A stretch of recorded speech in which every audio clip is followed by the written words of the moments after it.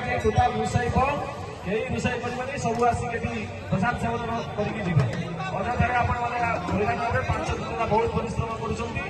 करूँ आम सब बुझीपार आपने कई आज घर रोषे कर सब पलि आसवे ये खाइबे प्रसाद पाइबे से जगह रे जय जय जगन्नाथ स्वामी हरिवंश पुथी पढ़ा जगन्नाथ मंदिर आमर जननाथ जो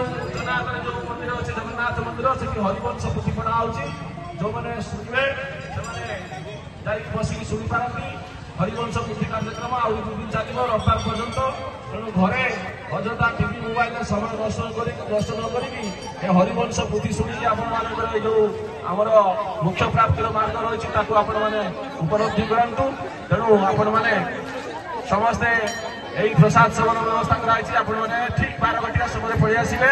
12 ठार आम प्रसाद सेवन कार्यक्रम दिन 3टा पर्यटन चलिए